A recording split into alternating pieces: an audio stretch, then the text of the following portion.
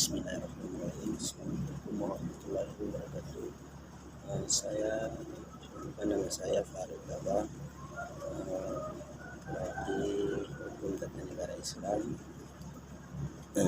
Mesir Tujuh, dan sindikat saya karena ingin menyampaikan tentang tugas yang diberikan dari dosen pengajar yakni pada kuliah komunikasi politik. Di sini diberikan tugas kepada saya tentang iklan politik. Seperti itu, saya mengajak kepada teman-teman untuk bagaimana beranjak dari awal memuji atau bersyukur kehadiran Allah Subhanahu wa Ta'ala dan di mana telah diberikan nikmat kesehatan, kesempatan sehingga kita masih dalam sehat walafiat sampai sekarang ini. Sini tulis yang tadi sempat saya sampaikan yang diberikan oleh dosen saya terkait dengan iklan politik. Sini saya ingin membahas terkait dengan iklan politik, bagaimana kita melihat dari awalnya sejarah iklan sejarah politik yang diawali dari Amerika Serikat yang di dalam kebiasaan para kapitalis atau kezro dalam high teknik pencarian dana dengan menjadi politik sebagai sumber keuangan, bukan fenomena baru. Itu sebelum kita kemukakan tentang terus yang berabad-abad lalu dalam konteks darurat kabar atau demokrasi di Eropa dan Amerika pada awal kehadiran iklan politik. Hal tersebut kemudian memberikan televisi muncul sebagai media baru. Setelah itu ada iklan politik sepanjang sejarah yang muncul di televisi langsung adalah yang diberikan oleh lanjut terkait dengan adanya ini adalah salah satu iklan politik yang pertama, salah satunya sepanjang sejarah yang muncul di televisi pada tahun 1952. Kandidat Presiden Amerika Serikat dari Partai Pilpres menjadi pertama informasi dan iklan politik di televisi tersebut.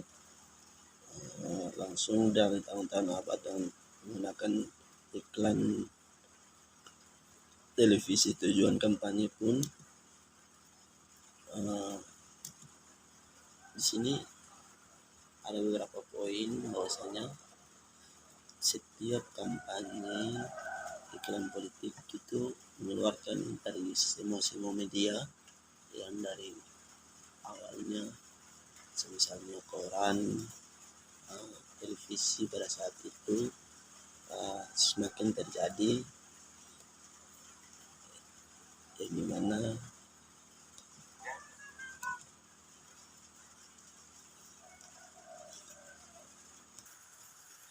yang dimana pertama kali seperti yang dikeluarkan di iklan politik pertama kali yang dikeluarkan televisi menggunakan salah satu kandidat dari Amerika Serikat seperti yang namanya Milk John F. Kennedy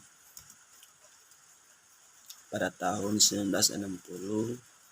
Dia menggunakan kampanye politik di media televisi hingga ledakan nuklir. Hingga pada saat itu ledakan nuklir milik Lyndon Johnson pada saat itu sejarah pada Pilpres 1964. Namun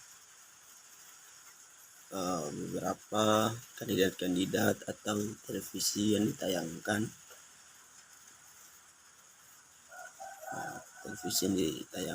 beberapa hingga iklan politik menjadi alat yang efektif untuk menarik perhatian publik, tak hingga ada yang demikian dalam iklan tersebut. Juga dibuat menyelidiki untuk menarik perhatian pada setiap orang yang menonton dan perkembangan zaman yang pada saat itu hingga sekarang ini. Dalam kampanye gubernur atau pilpres lah, di dalam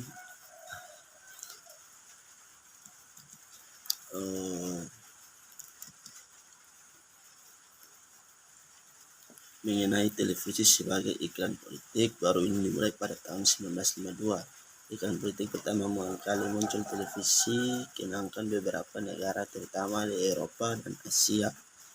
Sejak di Indonesia. Di sini saya menyampaikan beberapa tempat yang menjadi perkembangan media politik, media mengeluarkan iklan politik ya.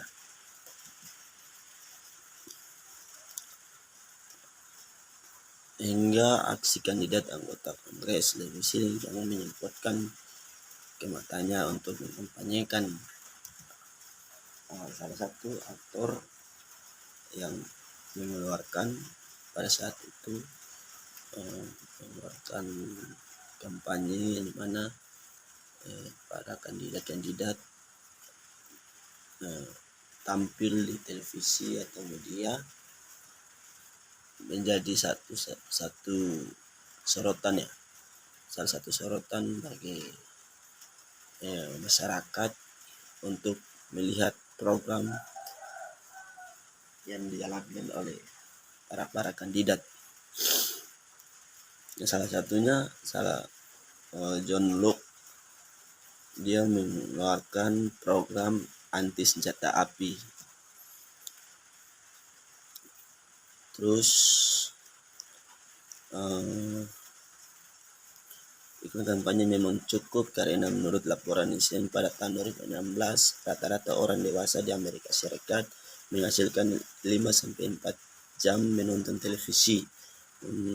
Lalu bagaimana dengan Indonesia? Kita bahas di Indonesia ya. Langsung saja, berdasarkan informasi 1998 dan mikronisme demokrasi, iklan politik memang ikut muncul di setiap gelaran pemilu. Mulai dari aksi para parpol dalam iklan politik, yakni Partai PKS di pemilu 2004. Terus lanjut lagi dari hingga salah satu lagu yang dimunculkan pertama kali itu di Indonesia yang berjudul jilbab kembar.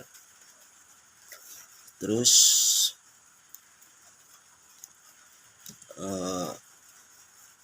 beberapa yang ditayangkan oleh satu kandidat ini yang tadi saya sempat bilang judul lagunya jilbab kembar, yang diselenggarakan oleh para calon kandidat.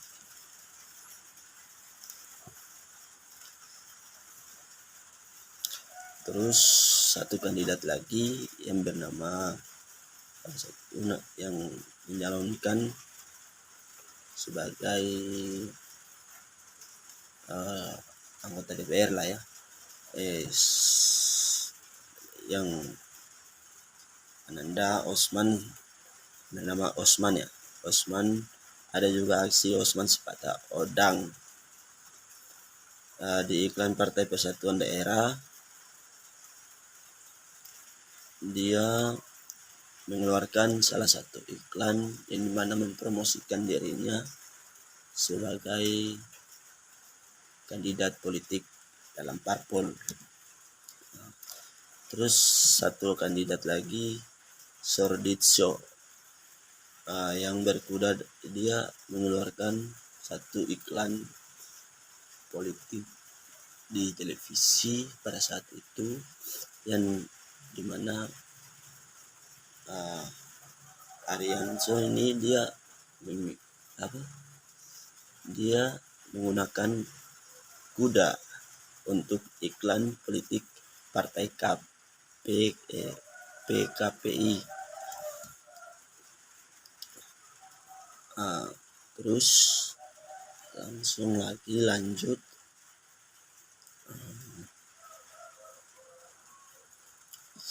makin lama iklan politik tersebut pun dikemas semakin kreatif.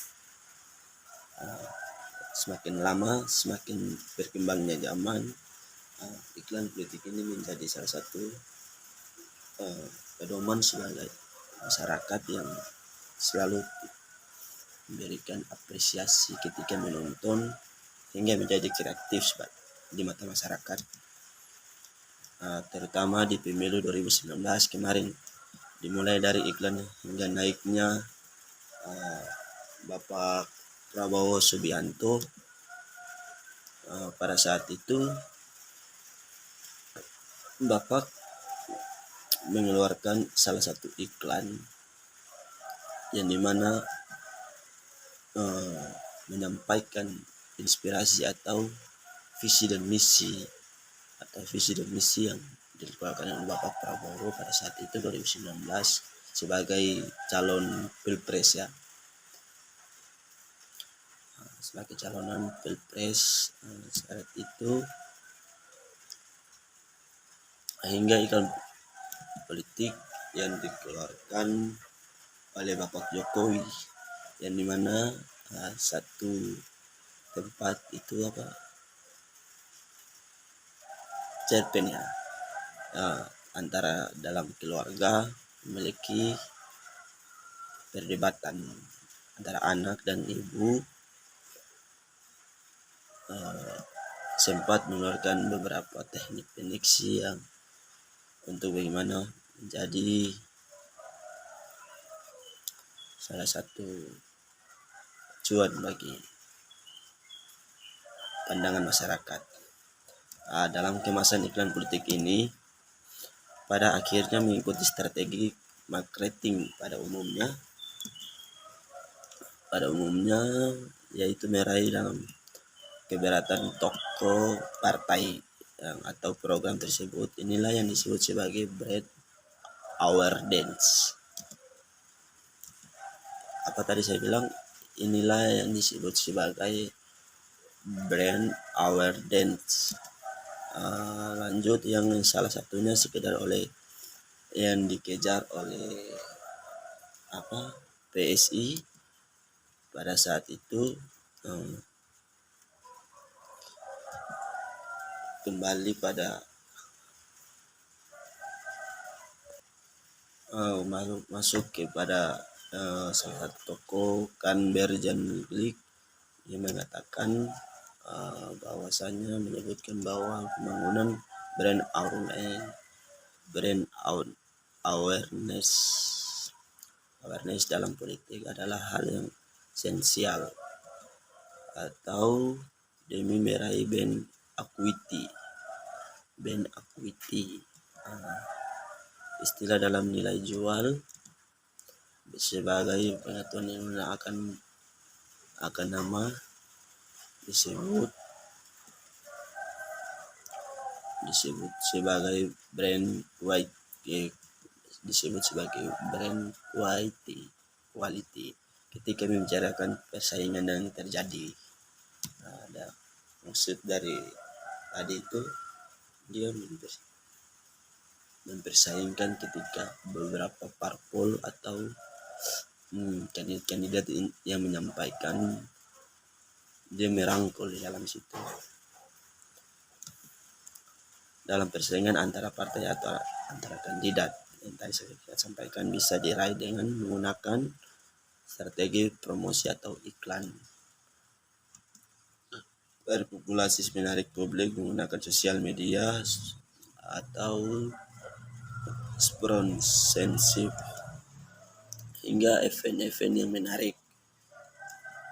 Itulah akibat persoalan positif atau negatif konten yang ditampilkan adalah urusan belakangan, atau terpenting adalah mengejar perhatian publik. Lalu apakah berarti PSI gagal karena iklan kampanye politik menyelendeh, atau yang mana? Lanjut. Beberapa parpol yang menjadi pada sorotan masyarakat, khususnya di Indonesia, yakni partai-partai politik besar, Nasdem, Demokrat, atau Golkar, PDIP. Di situ kan sebetulnya yang terjadi beberapa kandidat yang memakai partai tersebut akan memberikan apresiasi bagi partai yang memeluknya.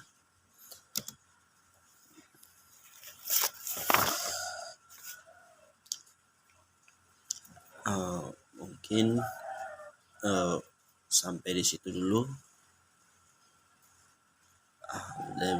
Lebih dan kurangnya saya mohon maaf, karena saya selaku hamba yang tidak sempurna.